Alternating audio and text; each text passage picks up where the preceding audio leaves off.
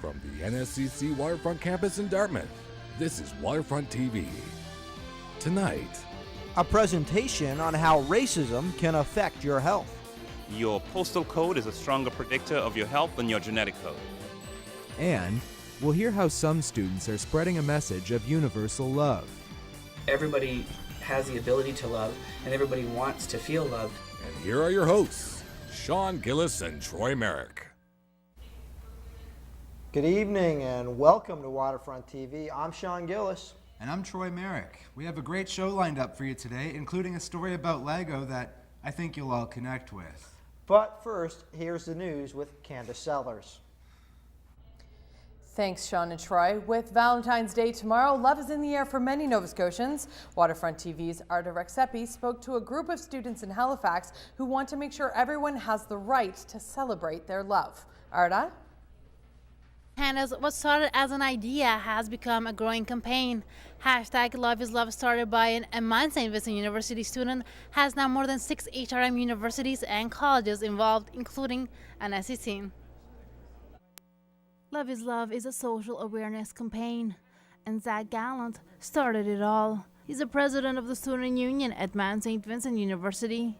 The idea behind it, he says, is that all love is equal.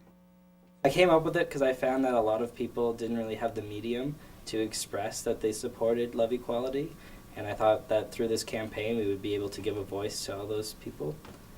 Ken Fitzpatrick is an activist with Love is Love. He says love is what everyone has in common.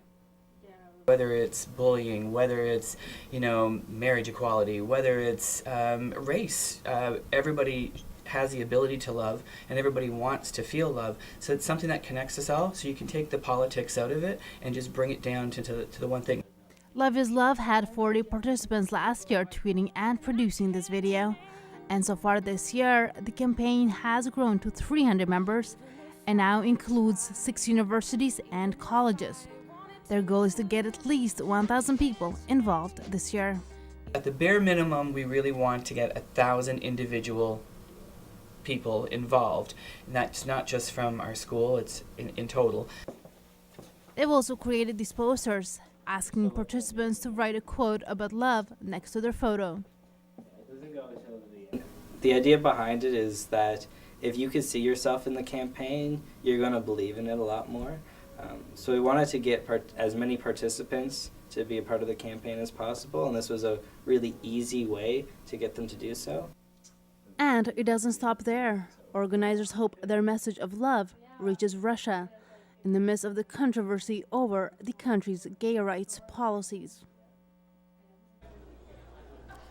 On Tuesday, the group tweeted hundreds of messages to talk show host Ellen DeGeneres.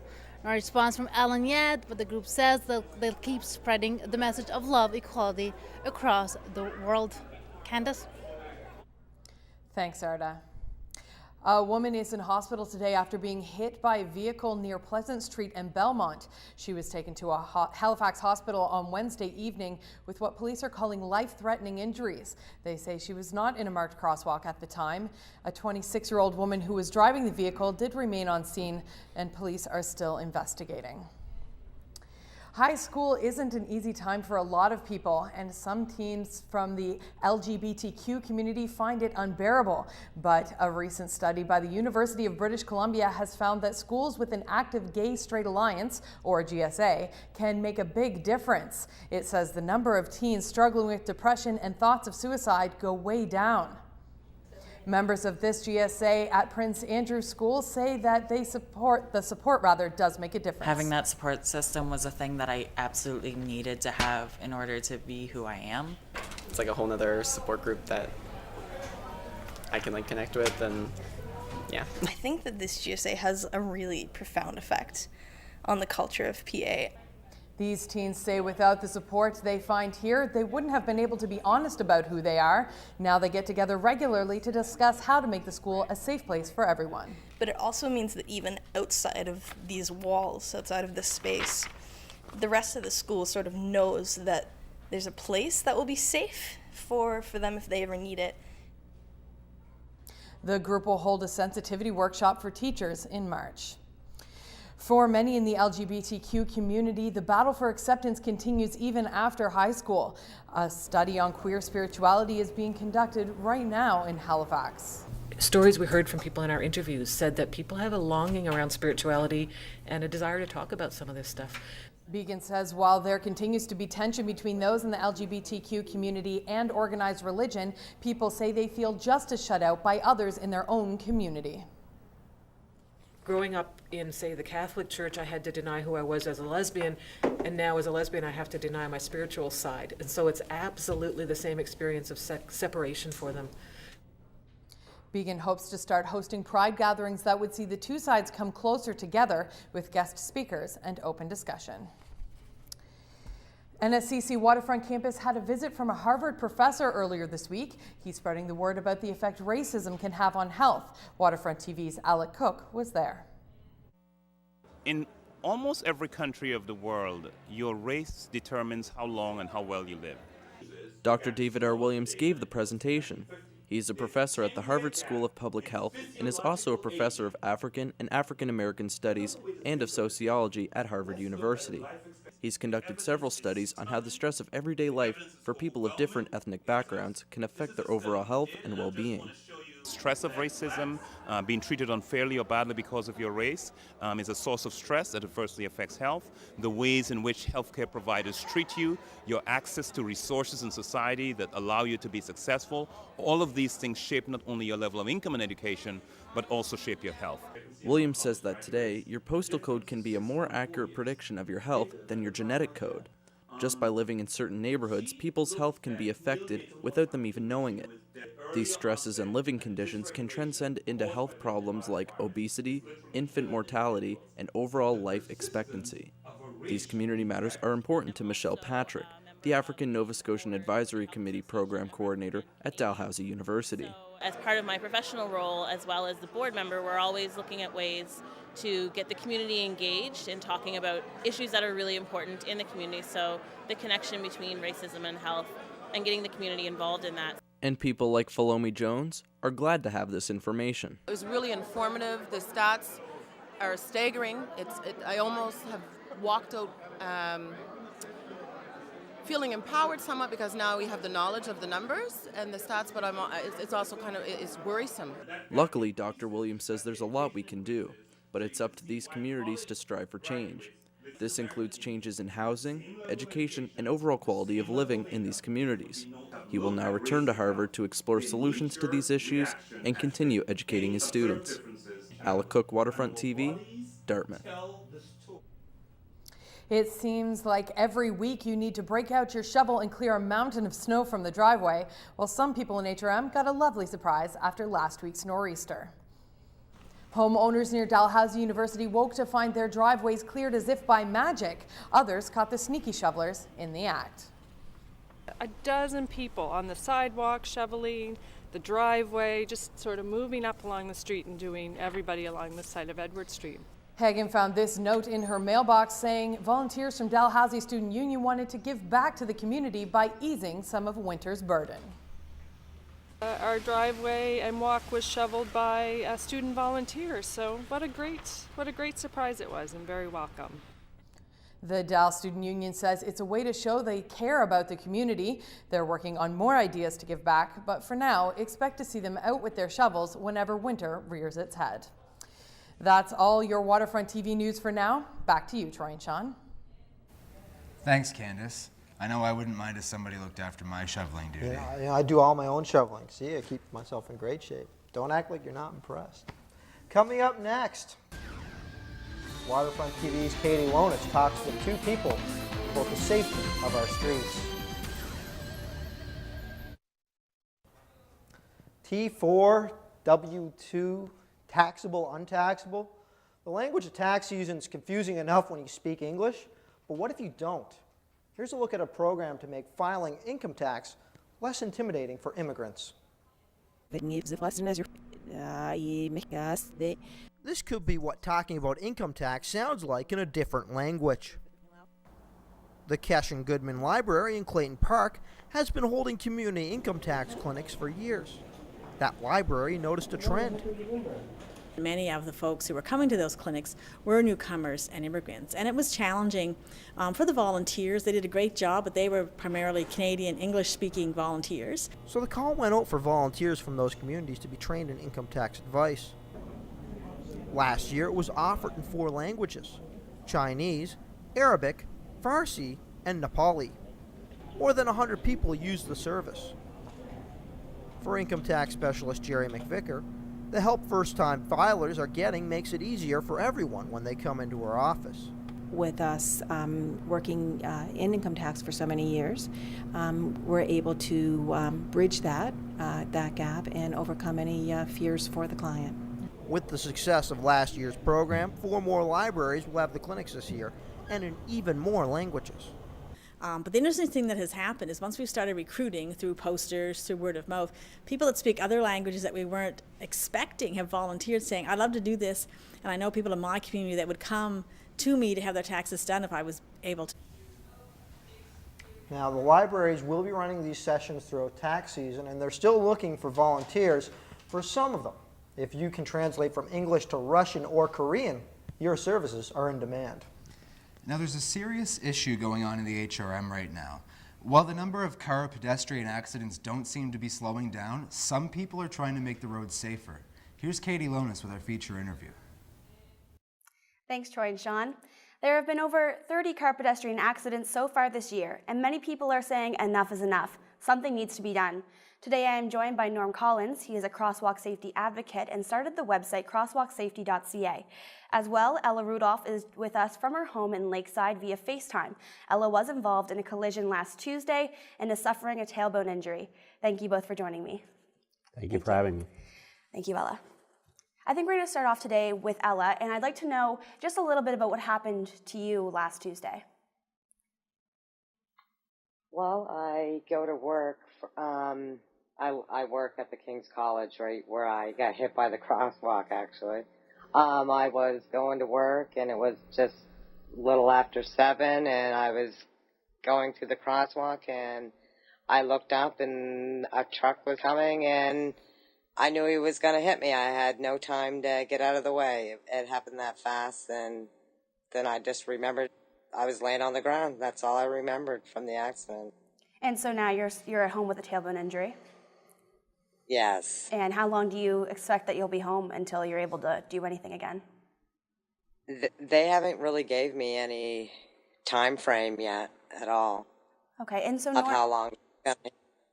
And so Norm, how do you think people can improve the safety of crosswalks? Well, I think that we need to change the behavior of people, and that's both drivers and pedestrians. Without knowing the specifics of Ella's situation, there are times when drivers need to obviously be more cautious. At the same time, there are pedestrians with their heads in their texts, in their cell phones and their texting, et cetera, et cetera. And we need to change behavior, and we need to improve the visibility of the crosswalks. And I believe certainly enhanced police enforcement is important to changing that behavior. And so when you say enhanced police enforcement, what do you really mean by that? Well, there are a number of communities, police forces across Canada and the States, who will go out and do undercover operations. They will have undercover officers at crosswalks, and if vehicles don't yield to a pedestrian, they will actually issue tickets, which are $693.95. Certainly a lot of pedestrians cross on the don't walk sign. You could have City of Los Angeles just conducted an operation to ticket people who entered a crosswalk illegally. And I think it's important that people know there are consequences if they don't follow the Motor Vehicle Act. Okay, and so Ella, what do you think people can be doing to improve crosswalk safety, in your opinion, from getting hit?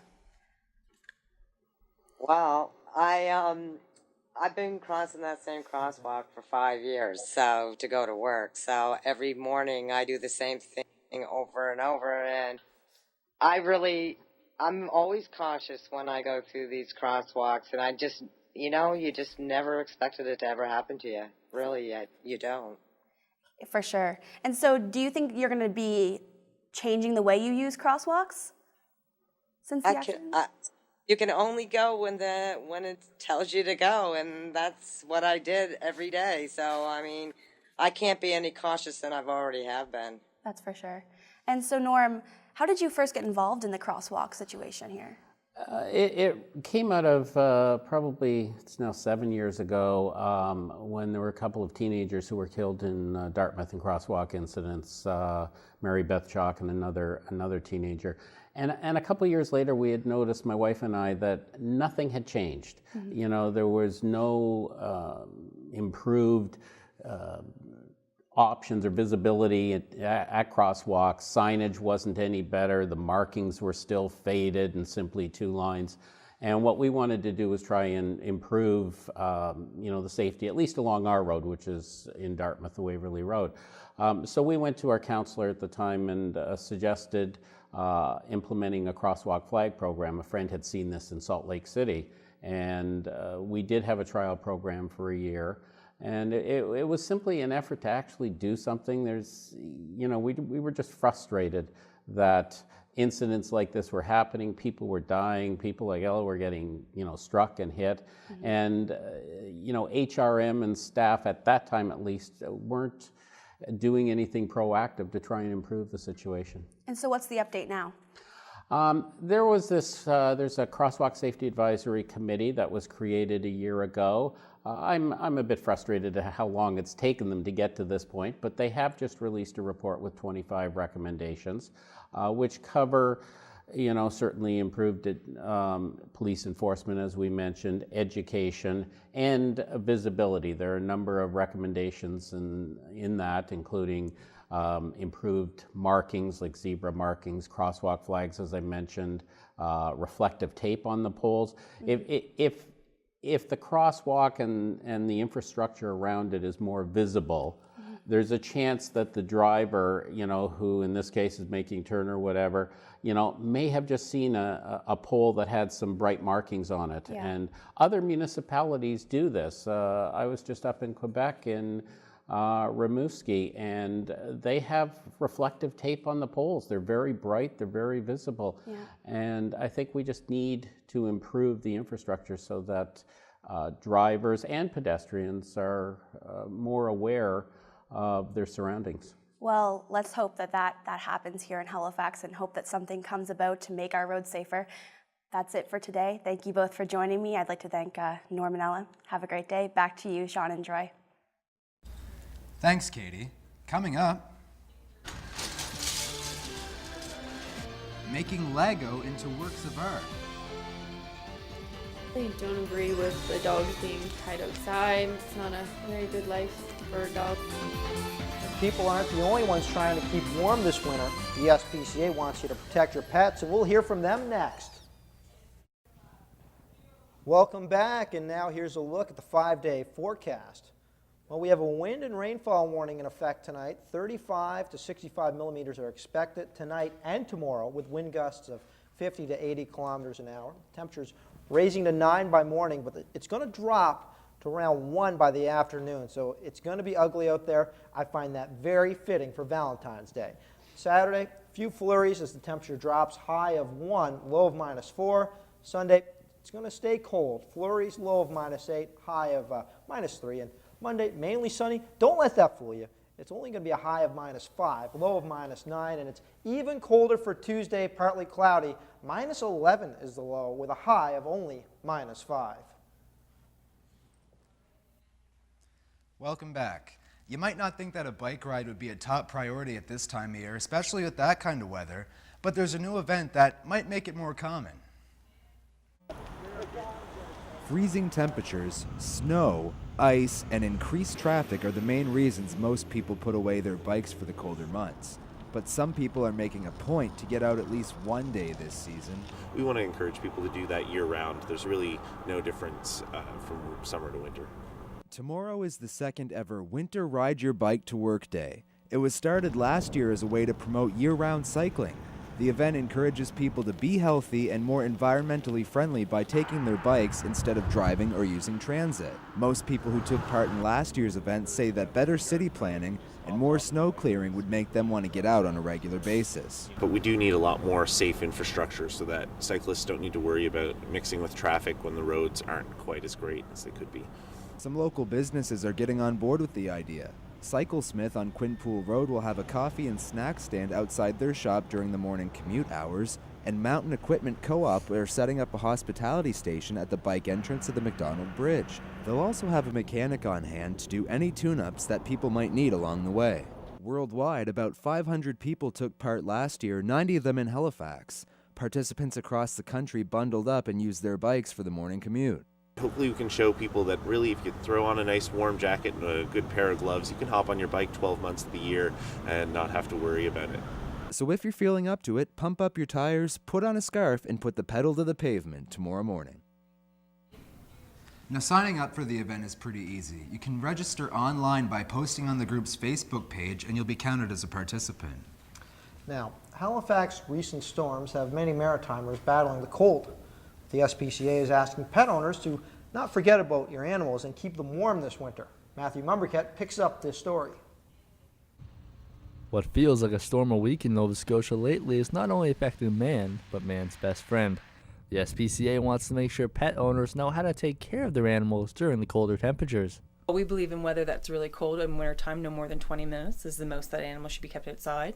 When you do have an animal outside and you are tethering it, then you need to make sure that you have an insulated dog house, that it's free from debris or anything else that can harm the animal.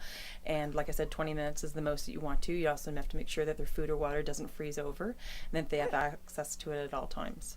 Right now, there is no law against tethering an animal, which basically means that they can stay outside for their entire life, which many animal lovers are against, as they find it is an act of cruelty.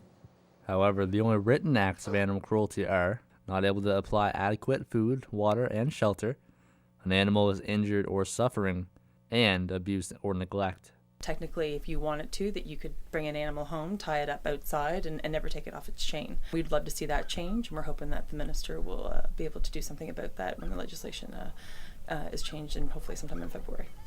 The fact that there's no punishment for tethering does not sit well with Kayla Melvin. Definitely don't agree with the dogs being tied outside. It's not a very good life for a dog. They're missing out on lots. Melvin has been with the SPCA since she was 12, spending years volunteering and eventually getting hired. She says watching a dog go to a good home is her favorite part of the job. When they finally get to go home after being here, some of them are here for a long time. Some of them come in not so great condition, so it's really nice to see them go home and to a good home. So that's the best part. There are dozens of cats and dogs looking for homes this season. With nearly 200 adoptions each month and 2,000 just last year, the SPCA wants to make sure dogs get adopted and that they're not left out in the cold. Matthew Mumbercat, Waterfront TV, Burnside. And now we'll take a look at what's going on in entertainment this week. Here's Alan April. Thanks, guys. If you like Brent Budd and you cannot lie, good news. The Corner Gas Star is bringing a piece of the prairies to the East Coast with his Almost a Movie Star stand-up tour hitting the stage Monday, February 17th at the Rebecca Cone. Tickets are still available. Lace up your skates and get ready to kick it into high gear. The Nova Scotia Masters Speed Skating Club is hosting this year's Skate the Common Marathon. It happens February 22nd and 23rd at the Oval. It's a community skate racing event and you can use any type of skates. Register by Thursday, February 20th. The 5K, 10K, and 25K races are limited to 60 participants, so be sure to register early. And in movies this weekend, Winter's Tale tells the story of a burglar, played by Colin Farrell, with the gift of reincarnation. He has to fight for love across 2 timelines. And if you're not the sappy type, RoboCop upgrades the classic 80s action film for today's audiences. It stars Joel Kinnaman, Gary Oldman, Samuel L. Jackson, and Michael Keaton. Enough said. Back to you. Thanks, Alan. RoboCop remake. I'll buy that for $1.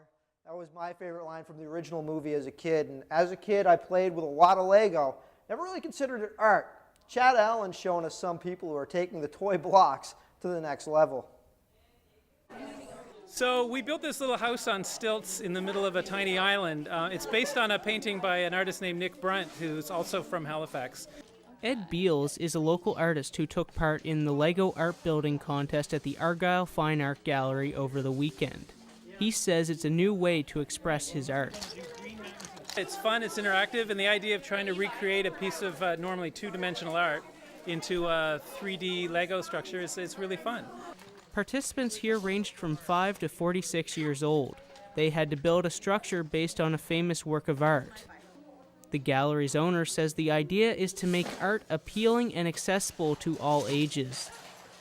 This year at the gallery, we want to kind of appeal to everybody and let people know that kids and families can come into galleries anytime. And so we're trying to have more and more interactive projects and events like this throughout the year. The final creations were as varied as the Lego blocks themselves. Ed Beals says the possibilities are endless.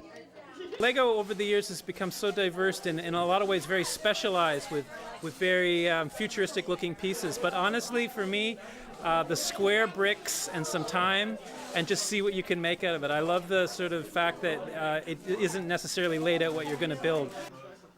This is the first time the gallery has held this event, and they say they are excited to bring it back again next year.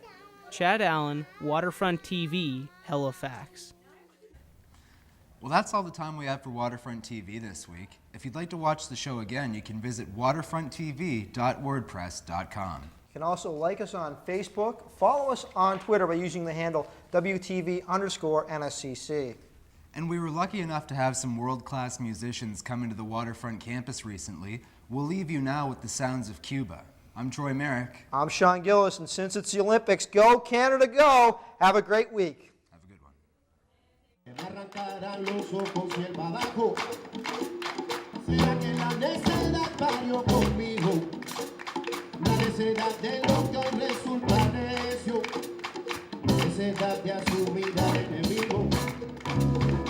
Necesidad de vivir sin tener precio, no ese destino, caminando fue lo que fui, ay, Dios quisiera divino, yo me muero como viví, la la la la la, yo me muero como viví,